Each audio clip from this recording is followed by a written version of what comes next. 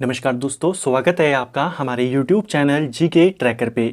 देखिए फ्रेंड, आज के वीडियो में हम बात करेंगे जो हमारी एक सीरीज़ है Uttarakhand GK book wise MCQ series, जिसमें हम उत्तराखंड जीके की इम्पोर्टेंट किताबों को एमसीक्यू के रूप में कवर कर रहे हैं।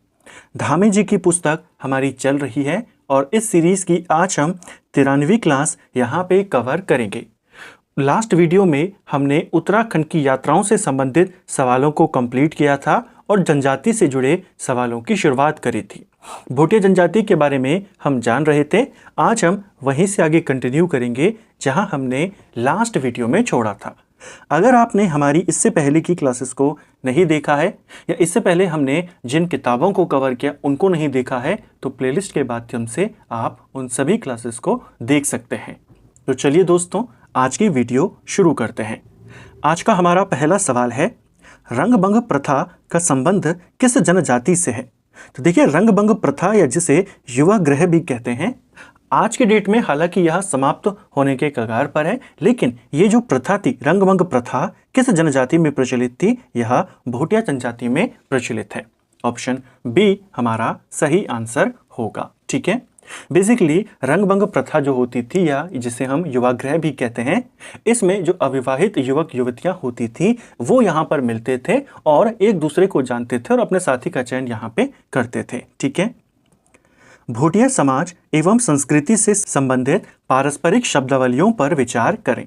तो भोटिया समाज और उनकी संस्कृति से जुड़े हुए कुछ यहाँ पे कथन दिए गए हैं, शब्द दिए हैं और उनकी व्याख्या दी गई है। तो चलिए यहाँ पर इसको देखते हैं। पहला है खू या मौ। भोटिया समाज में प्रयुक्त परिवार सूचक शब्द, यानी भोटिया समाज में परिवार के लिए किस शब्द का इस्तेमाल होता है? तो खू शब्द या मौ शब्द का इस्तेमाल होता है। ठीक है, पहला आपका बिल्कुल सही है। येचा गालमो ग्रीष्म एवं शीतकालीन प्रवास के समय अन्य परिवारों और संबंधियों को भोजन हेतु आमंत्रित करने की जो प्रथा है भोटिया जनजाति में, उसे येचा गालमो कहते हैं। येचा गालमो क्या है कि ग्रीष्मकालीन प्रवास के दौरान या शीतकालीन प्रवास के दौरान अन्य लोगों को भोजन के लिए आमंत्रित करना, इसे कहते हैं येचा गालमो। तीसरा है रंगभंग या मिलन गृह, जिसे युवा गृह भी कहते हैं। युवक युवतियों को समाज से जोड़ने और सामाजिक विचार विमर्श का पारंपरिक स्थल। क्या ये सही है? ये वाला भी आपका सही हो जाएगा। ठीक है, यहाँ पर ताकि वो युवक युवतियाँ जो हैं आपस में एक दूसरे को जान सकें, अपने साथी का चयन यहाँ पे कर सकें। ठीक है, कुंडा खार, जिसे सिंह चयाद भी कहते हैं, तिब्बत व्यापार के समय धार्मिक ग्रंथ या देव प्रतिमा सिर पर रखकर जीवन भर व्यापारिक प्रतिबद्धता निभाने की शपथ, इसे कहते थे कुंडा खार। ये जो प्रथा होती थी कि जब भोटिया जनजाति तिब्बत के साथ व्यापार अपना स्थापित करती थी, तो भोटिया जनजाति के द्वारा और जो जिसके साथ व्यापार करती थी उनके द्वारा किसी धार्मिक ग्रंथ को लेकर के या किसी देवता की प्रतिमा को सिर पे रख करके प्रथा यहाँ पर एक चलती थी कि आपको कसम खानी है कि आप इस व्यापार के लिए जीवन भर प्रतिबद्ध रहेंगे। ये जो प्रथा होती थी इसी को कुंडा खार प्रथा या सिंह चयात कहते थे। ठीक है, तो क्वेश्चन आएगा कुंडा खार प्रथा क्या थी? तो तिब्बत के साथ भोटिया के व्यापार से संबंधित कथा, ठीक है, या प्रथा। तो ये वाला भी सही है।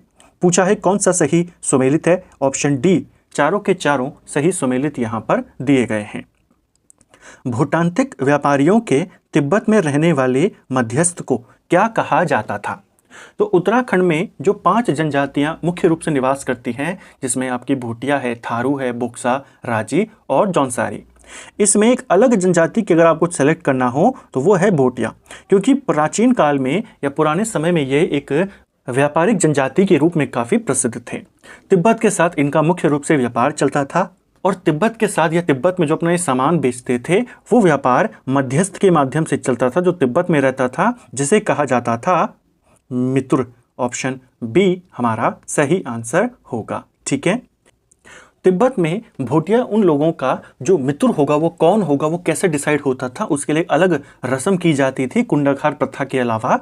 उसे कहते थे सुजली मुजली रस्म। तो सुजली मुजली रस्म जो होती थी वह जो मित्र होता था, यानी उनके सही मित्र कौन होंगे वहाँ पे, व्यापारिक मित्र, उसके लिए एक प्रथा, एक रस्म अलग से होती थी, सुजली मुजली रस्म। ठीक है, कुंडाखार भी होती थी व्यापारिक प्रतिबद्धता को लेकर के। लेकिन अगर आपको अपने व्यापार को लंबे समय तक चलाना है तो आपको एक परमानेंट मित्र वहाँ पर चाहिए, उसको बनाने के लिए एक रस्म होती थी जिसे सुजली मुजली रस्म कहते थे। ठीक है, भूटांतिक व्यापारी और तिब्बती मध्यस्थ के मध्य व्यापारिक शर्तनामा अभिलेख क्या कहलाता था? तो देखिए, भूटिया व्यापारी जो होते थे और जो तिब्बती मध्यस्थ यानी जो मित्र होता था, उनके मध्य जब संबंध स्थापित हो जाएंगे तो एक व्यापारिक शर्तनामा भी होगा जिसे व्यापारिक अभिलेख के नाम से जाना जाता था, या व्यापारिक एक टाइप का कॉन्ट्रैक्ट होगा जिसे कहते थे गमज्ञा।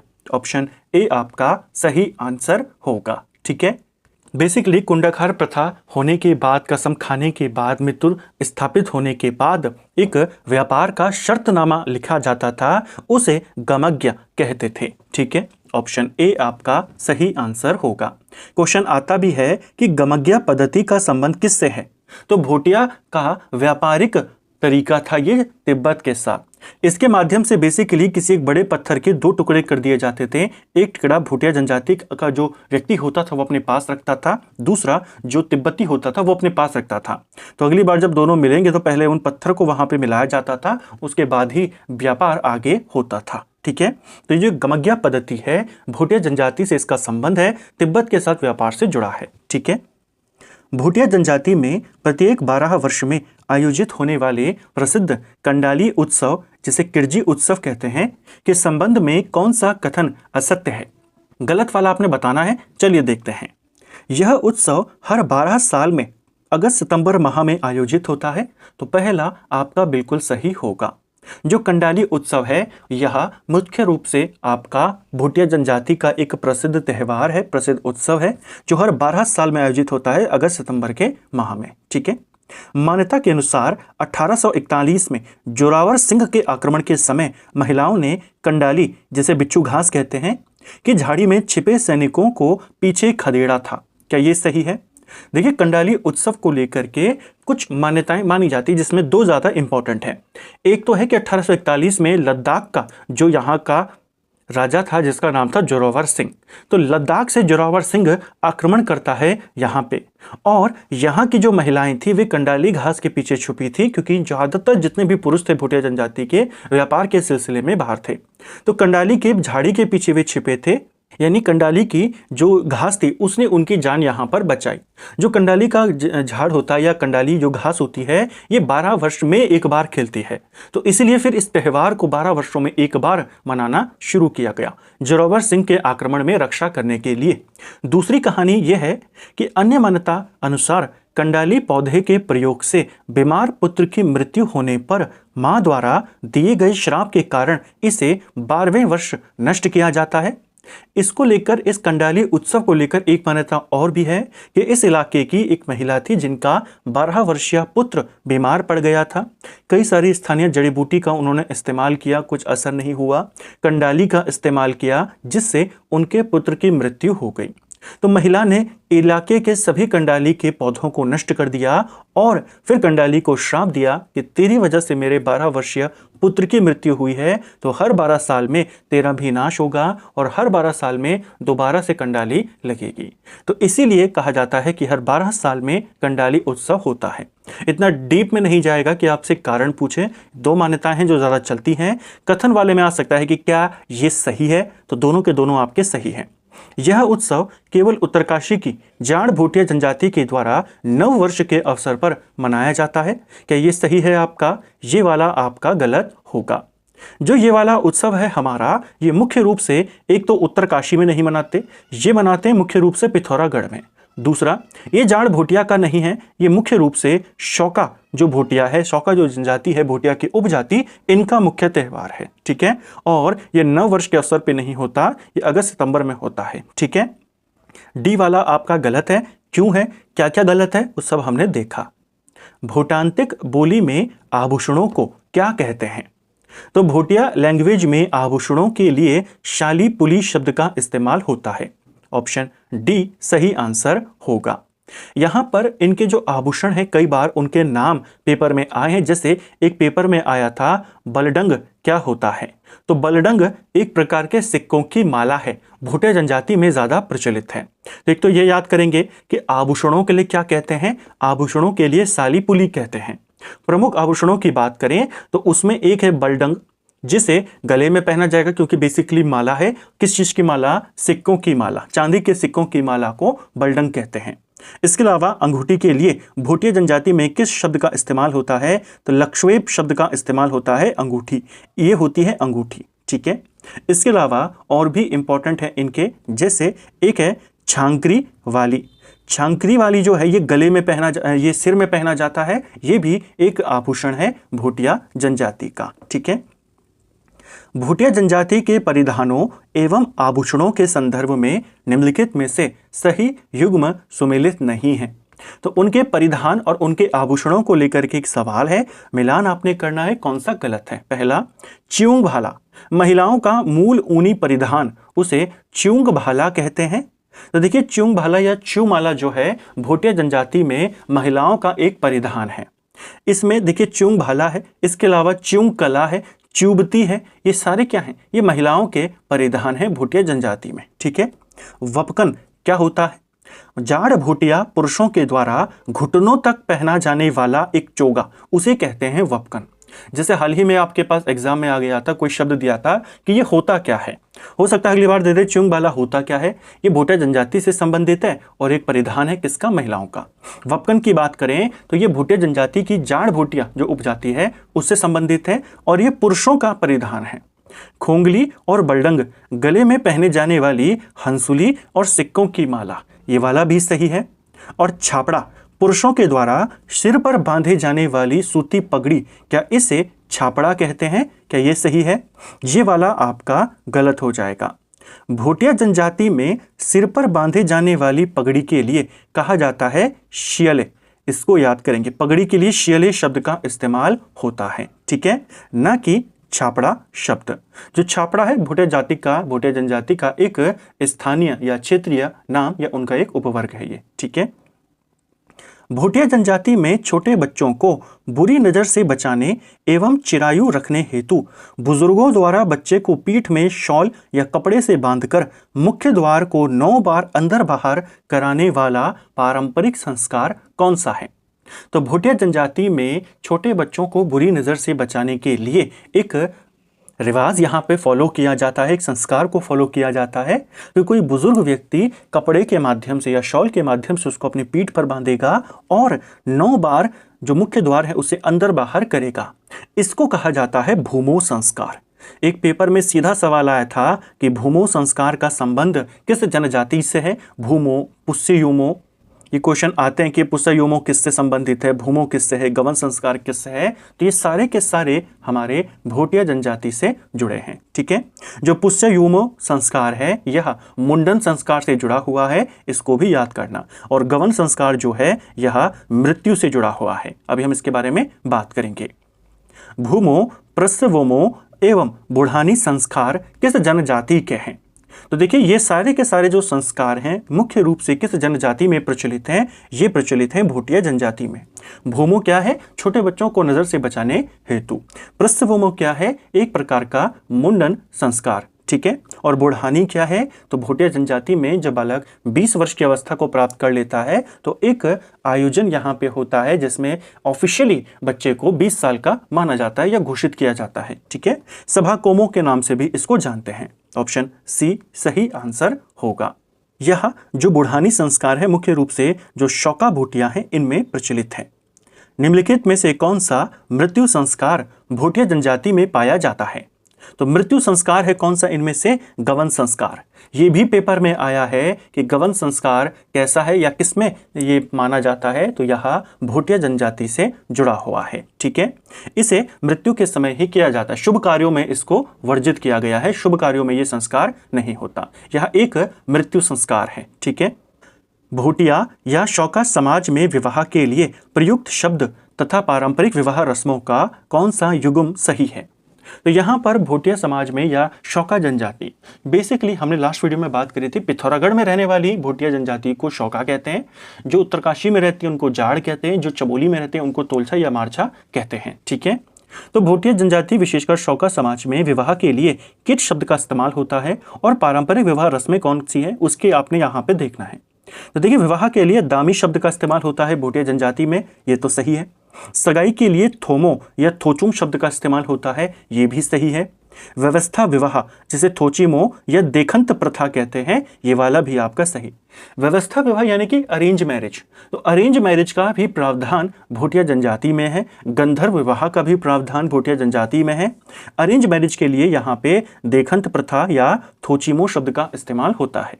पूछा है कौन सा सही है, पहला दूसरा, यहाँ पर ऑप्शन सी आपका सही उत्तर होगा। तत्सत और दामोला जैसी विवाह की प्रथाएं किस जनजाति से संबंधित हैं? तो देखिए, तत्सत और दामोला जैसी जो विवाह की प्रथाएं हैं ये भोटिया जनजाति से प्रचलित हैं।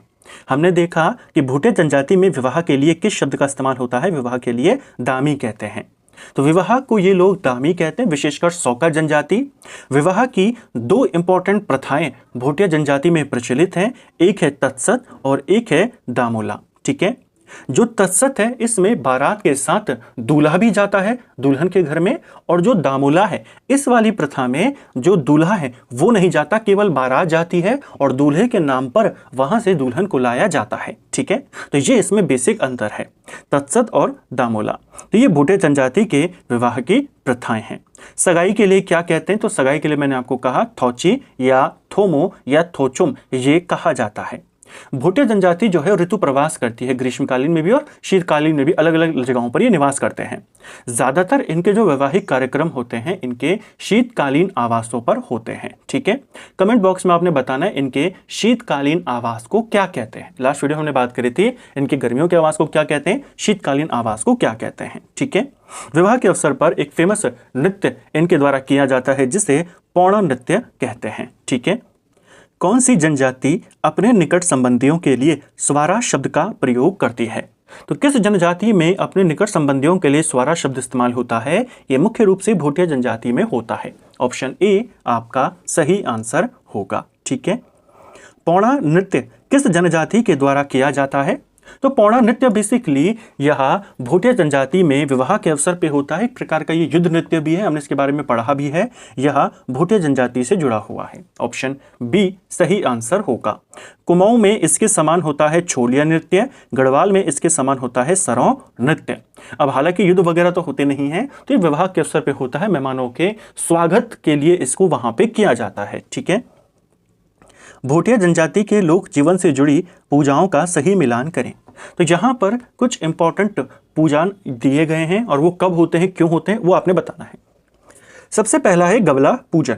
तो गबला जो है रक्षा हेतु, गबला का अर्थ होता है रक्षा करना, तो रक्षा के लिए गबला पूजन किया जाता है। किससे संबंधित है, आप कहेंगे भोटिया जनजाति। संयंठ पूजन शौकाओं का अक्टूबर नवंबर में आयोजित एक इंपॉर्टेंट त्यौहार। शौका जनजाति के द्वारा यह एक इंपॉर्टेंट त्यौहार है जो हर साल अक्टूबर नवंबर में होता है। संयंठ पूजन इसको कहते हैं। स्थिमी ठुमी, इस सियमी ठुमी भी इसको लिखा गया है कि बीच में था नहीं, इसे या करना। तो सियमी ठुमी घर के अंदर आयोजित होने वाली आत्मा पूजन उसको कहते हैं। ठीक है, और नबुसामो ये पेपर में आ चुका है। नबुसामो फसलों को नुकसान पहुंचाने वाले कीटों के विनाश के लिए इस त्यौहार को मनाया जाता है। बेसिकली जो नबु शब्द होता है इसका अर्थ होता है कीड़ा, और शामो का जो अर्थ होता है इसका अर्थ होता है मिट्टी। तो यह जो त्यौहार है फसल को नुकसान जो पहुंचाने वाले कीड़े होते हैं मिट्टी में, उनके विनाश के लिए इसे आयोजित किया जाता है नाबुसामो। तो फसल की रक्षा के लिए है बेसिकली कीड़ों से, और किस जनजाति में है, भोटिया जनजाति। पूछा है सही कौन कौन से हैं, तो यहां पर आपके चारों के चारों सही होंगे। भोटिया समाज में कुदृष्टि दैत्य को सीमा से दूर करने वाला उत्सव कौन सा है? तो देखिए, भोटिया समाज में कुटाष्ट्री दैत्य को अपनी सीमा से भगाने के लिए एक त्यौहार का आयोजन होता है जिसे मिलबू फेंकना कहते हैं। मिलबू फेंकना बेसिकली एक प्रकार का कृषि उत्सव है जो कुटादृष्टि है उसको अपने से दूर करने के लिए, दूर भगाने के लिए इसका आयोजन किया जाता है। ठीक है, सामूहिक देव पूजा के समय लागू नियम तथा सामूहिक खान पान की भोटिया परंपरा को क्रमशः क्या कहते हैं? तो देखिए, सामूहिक देव पूजा के समय जब कोई गांव में सामूहिक पूजा हो रही होती है तो उस समय कुछ नियम यहाँ पे लागू होते हैं जिनका ग्रामीणों को पालन करना होता है, और उस दौरान सामूहिक खान पान की भी प्रथा है। तो इसे भोटिया जनजाति में कहते क्या है? एक तो जब नियम लागू हो और दूसरा सामूहिक खान पान की प्रथा। इसको कहा जाता है बांधो प्रथा और खुस्थीमो। बांधो प्रथा यानी कि सामूहिक देव पूजा भी चल रही है, सबके ऊपर नियम कुछ लागू हैं, और खुस्थीमो जो है ये किससे संबंधित है? सामूहिक खान पान की प्रथा से। ऑप्शन ए सही आंसर होगा। जाड़ उत्तराखंड की किस जनजाति से संबंधित है? तो देखिए, जाड़ भोटिया है, तो जाड़ भोटिया भोटिया जनजाति से जुड़ी है। बेसिकली उत्तरकाशी में रहने वाली भोटिया जाति की ही एक उपजाति है जिसे हम जाड़ भोटिया कहते हैं। एक पेपर में सवाल आया था, जाड़ भोटिया का मूल गांव कौन सा है? तो इनका मूल गांव है जादुंग गांव, जो कि उत्तरकाशी में पड़ता है। ठीक है, जो जाड़ भोटिया है, नॉर्मली जो बाकी की भोटिया जनजाति है अपने को हिंदू धर्म से संबंधित मानते हैं, जाड़ भोटिया बौद्ध धर्म अपने को मानते हैं या बौद्ध धर्म से संबंधित मानते हैं। ठीक है, जाड़ भोटिया जनजाति के अंदर जो लोग पूजा पाठ करते हैं यहाँ पे उनके लिए लामा शब्द का इस्तेमाल होता है। ठीक है, जैसे तिब्बती जो बौद्ध धर्म गुरु होते हैं दलाई लामा, तो वैसे ही यहाँ पर भी जो पूजा का पाठ करने वाले लोग होते हैं उनको लामा कहते हैं। जाड़ भोटिया की एक विशेष भाषा है जिसे रोम्बा कहते हैं। सवाल आता है, जाड़ भोटिया की जो भाषा है उसे क्या कहते हैं, या रोम्बा किसकी भाषा है? तो आप कहेंगे जाड़ भोटिया की। ठीक है, निम्न में से रोम्बा किसकी भाषा है? तो रोम्बा जो है ये जाड़ भोटिया की ही एक भाषा है। ऑप्शन बी सही उत्तर होगा। निम्नलिखित में से कौन सा त्योहार जाड़ भोटिया के द्वारा नव वर्ष पर आयोजित होता है? तो देखिए, भोटिया जनजाति के इंपॉर्टेंट त्योहारों की बात करें, इनके दो इंपॉर्टेंट त्योहार हैं। एक इंपॉर्टेंट त्योहार है जिसे लोहसर कहते हैं और एक इंपॉर्टेंट त्योहार है जिसे शुरगेन कहते हैं। जो लोहसर उत्सव है इनका यह बसंत पंचमी में मनाया जाता है नव वर्ष के उत्सव के रूप में। तो लोसर या लोसर भी इसको लिखा जाता है। ऑप्शन बी आपका सही आंसर होगा। जो शुरगेन है ये भादों के महीने में मनाया जाता है। ठीक है, तो ये दो इंपॉर्टेंट उत्सव हैं किसके? जाड़ भोटिया के, जो आपने याद करने हैं। तो फ्रेंड्स, ये था हमारा आज का वीडियो जिसमें हमने उत्तराखंड जीके के 20 इंपॉर्टेंट सवालों को यहाँ पे देखा। हमने इन सवालों को पूरी डिटेल के साथ, पूरे एक्स्ट्रा फैक्ट के साथ यहाँ पे कवर करने का प्रयास किया। उम्मीद करता हूँ आपको आज का वीडियो पसंद आया होगा। अगर आपको ये वीडियो पसंद आई है तो वीडियो को लाइक करें, चैनल पर नए हैं चैनल को सब्सक्राइब करें, अपने दोस्तों के साथ शेयर करें। वीडियो आपको कैसा लगा कमेंट बॉक्स में हमें ज़रूर बताएं। Thank you friends.